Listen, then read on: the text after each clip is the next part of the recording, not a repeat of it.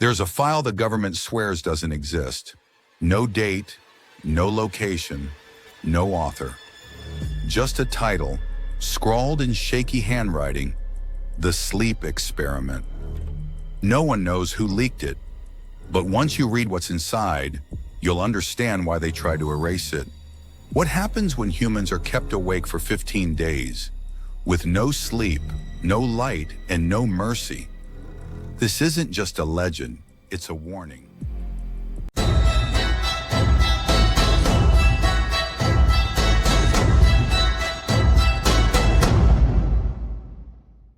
In the late 1940s, during the height of the Cold War, a group of Soviet scientists received an impossible order. Find a way to remove sleep entirely from the human body. The goal was clear: to create soldiers who could fight for weeks without rest. But in their pursuit of control, they awoke something no human mind was ever meant to face. 5 political prisoners were chosen. They were promised freedom if they completed a simple task: stay awake for 15 days inside a sealed chamber filled with an experimental stimulant gas. The chamber had books, dried food, running water, and microphones to monitor them. At first, it all seemed calm, but sleep deprivation doesn't destroy you all at once. It slowly unravels your sanity. By day 3, their conversations grew strange. They spoke less to each other and more to the walls. By day 5, they started arguing, accusing each other of terrible things that never happened. Then on day 9, the screaming began. One man ran in circles for hours, screaming until his voice broke. Another ripped pages from a book and smeared them with blood. They covered the tiny glass window, blocking anyone from seeing inside. The scientists could only listen through the microphones, and what they heard were voices whispering in unison. Not human voices, something else. Then silence. For 6 hours, nothing but dead air, until a faint, wet laughter echoed through the speakers. On the 15th day, the gas was turned off. The soldiers opened the chamber and froze. The room looked like a slaughterhouse. Blood on the walls, flesh missing. The subjects were mutilated, but alive. They refused to leave. They screamed when the gas stopped. One of them tore his restraints apart with impossible strength.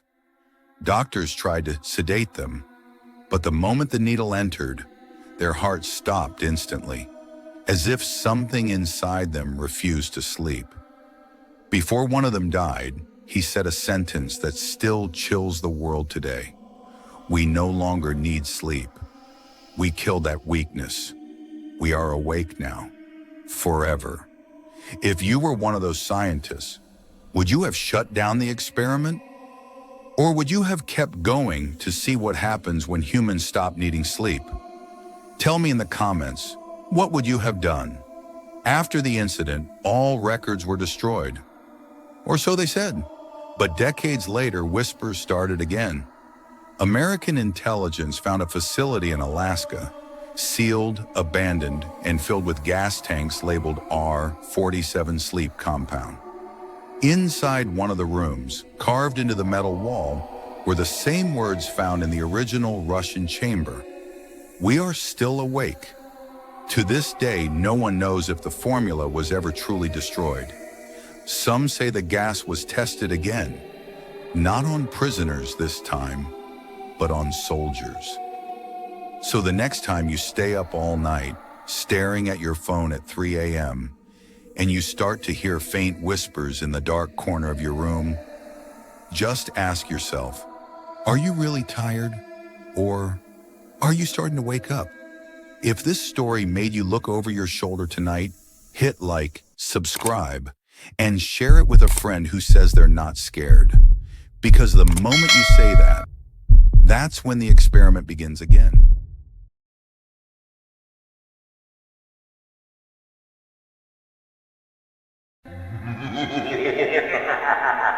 The Mothman Return, a YouTuber's final video. It started as just another night of filming for Alex Carter, a 27-year-old YouTuber known for exploring abandoned places across America. His channel, Haunted Frontier, had over 2 million subscribers, but lately the views were falling. People wanted something real, something dangerous, and Alex was desperate to give them that. The video begins with shaky drone footage over a small West Virginia town. The river below glimmers under a cold, pale moon. The caption reads, "Point Pleasant, West Virginia, 2:13 a.m." Alex's voice fades in, nervous but determined. "Tonight, we're going to the place locals call the Silver Bridge. They say the Mothman appeared here before it collapsed back in 1967, killing 46 people. Locals claim he still returns before tragedy strikes again. Then static, then silence.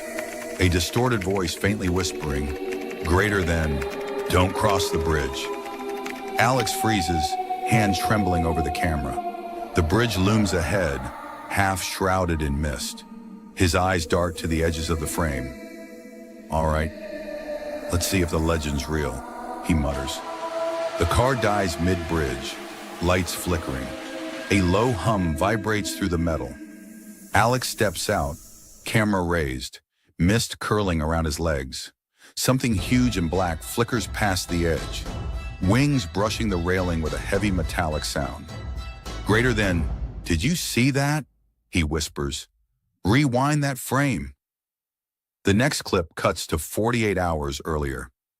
Alex sits in his apartment in Ohio, scrolling through fan comments. One catches his eye. "Greater than, you should go find the Mothman. He's waiting for you." The username is at prophecy_I, a blank profile. Minutes later, an email pings. Subject, "He watches from the bridge." Attached, a 7-second video showing the Silver Bridge in fog. 2 glowing red eyes blink once, then vanish. Alex stares at the screen, chills crawling up his arms. That night, he dreams of wings scraping metal and a whisper, "You'll see me when it's too late." He wakes drenched in sweat, the sound of his camera beeping by itself. Timestamp, 3:33 a.m. He lifts it and for a second sees 2 red dots glowing behind him in the mirror. Unable to shake it off, Alex drives to Point Pleasant. Deep down, he knows why. His father had died on the Silver Bridge when it collapsed. Alex had never met him. His mother never talked about it. But the thought now drives him forward. What if Mothman wasn't warning people, but taking them? Thunder rolls over the Appalachian Hills. As he nears the town, a black shadow glides across the road. Silent, massive, impossibly fast. Dashcam catches only static. He shakes, telling himself, "You're imagining things. It's just an animal," or a trick of the fog he pulls into Point Pleasant.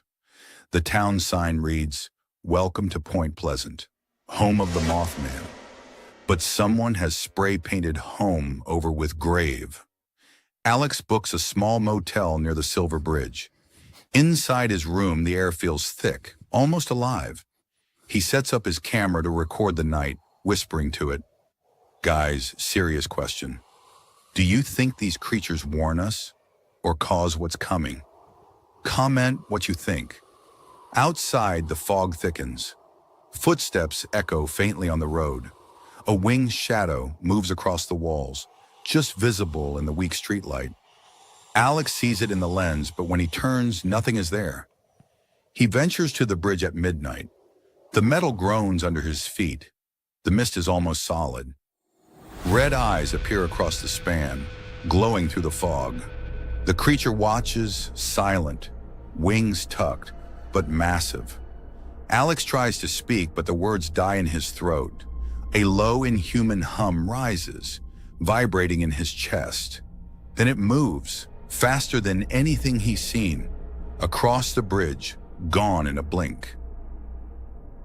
The next day, he explores the TNT area. Abandoned wartime buildings locals claim Mothman uses as a nesting ground. Inside, peeling paint and broken beams loom like giant claws. Suddenly, a photo on the wall catches his eye, a faded newspaper clipping of the original Silver Bridge collapse, scrawled in the margin, almost as if written by someone desperate. Greater than he warned us. We didn't listen. Never listen. Alex feels a pang of sorrow. This is more than a story. It's a warning. He can almost hear whispers behind him. He's coming. As night falls, a local woman approaches him. Her name is Clara. Her brother disappeared near the bridge years ago. She warns him, "Don't go after him. You'll never come back," Alex insists, partly for content, partly out of obsession. He follows the trail deeper into the woods near the old TNT plant. Mist curls around tree trunks. Every shadow seems alive. He feels wings brushing past him in the darkness. But every time he turns, nothing. Hours later, he records himself whispering into the camera. "I think I'm being hunted," but he isn't attacking. Not yet. It's like he wants me to see. Red eyes appear in the darkness. Massive wings unfold, black as the night. Alex stumbles back, tripping over roots. A shrill screech pierces the silence. Then, a horrifying realization. Wherever he moves, the eyes follow, glowing through the fog. Alex tries to flee, but the forest feels endless. Every path loops back. He pulls out his phone. Battery dead. His flashlight flickers. He hears whispers calling his name. And then, a memory flashing. The collapse, his father screaming, the bridge giving way, the screams of dozens of people. "No, no," Alex whispers. "It's not supposed to happen again." But it is happening. In front of him, the silver bridge materializes out of fog. He is standing at the edge. Across the span, Mothman perches silently. Wings spread wide, shadow immense. The red eyes pierce through him. Alex turns the camera toward himself, hands trembling. He speaks directly to his audience, barely above a whisper. "If you're watching this, it's real. He's real. He's always been real. And he chooses who sees him and who doesn't." The camera shakes violently. A gust of wind slams it to the ground. The screen captures the final frame. Alex looking straight into the camera, eyes wide with terror. Behind him, the wings open fully, red eyes glowing brighter than ever. The image distorts, static fills the screen, and then black.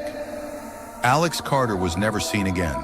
His final footage was recovered a week later. Locals warn he's still there, watching, waiting. If you believe in the Mothman, or think legends like this still walk among us, leave a like. And remember, some creatures aren't just stories, they're warnings. The Legend of Bloody Mary. They say her name only needs to be whispered 3 times. Bloody Mary? Bloody Mary? Bloody Mary.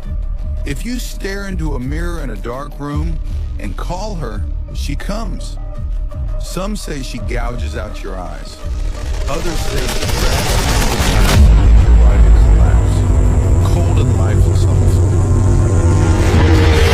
It's nothing more than a childish dare told at sleepovers. But the truth is far older and far darker than anyone dares to believe. It was a stormy Friday night in the quiet town of Rockford, Illinois. 4 teenagers, Emily, Jake, Sarah, and Chris, had gathered for a sleepover at Sarah's grandmother's old Victorian house. The storm outside rattled the windows and groaned through the walls, while flickering candles cast long shadows across the living room. The power had gone out hours earlier, making the night feel even more eerie. Sarah, always the boldest of the group, smirked as she leaned in close to the others.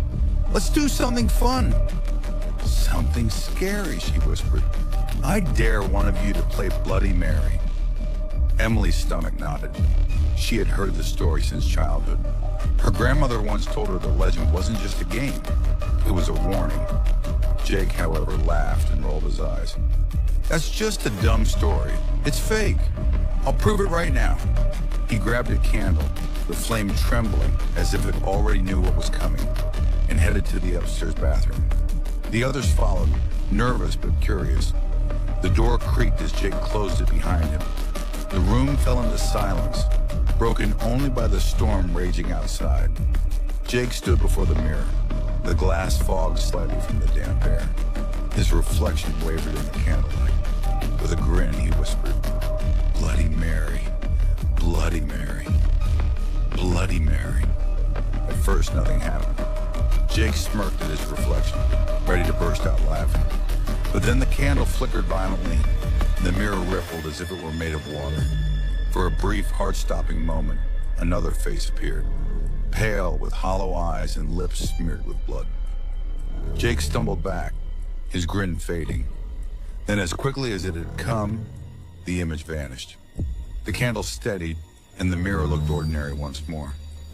Jake laughed nervously, trying to shake it off, and opened the door. But Emily's eyes widened in horror. Across Jake's cheek, 3 fresh, bleeding scratches had appeared. The group was shaken, but Chris wasn't convinced. He pulled out his phone.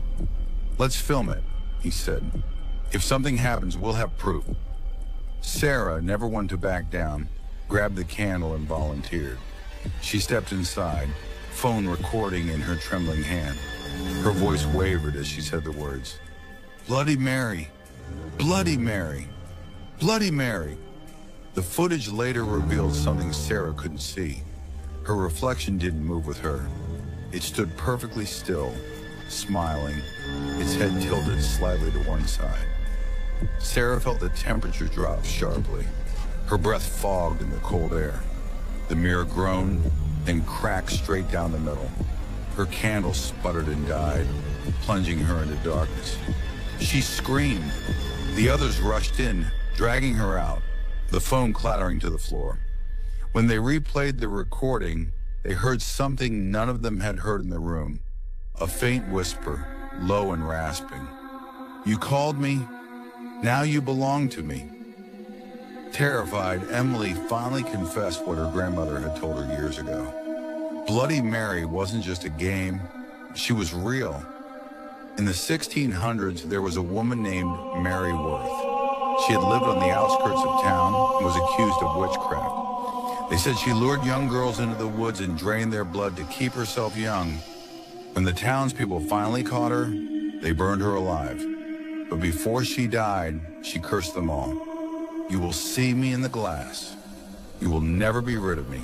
Call my name and I will answer." Historians whispered that her spirit had been bound to mirrors ever since, using them as windows between her world and ours.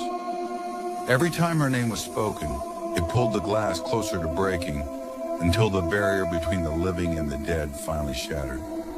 Chris shook his head, trying to stay rational. "It's just a story," he insisted, though his voice quivered. But then they began to notice things. The mirrors in the house, hallway mirrors, dresser mirrors, even the reflection in the black TV screen, flickered with strange shadows.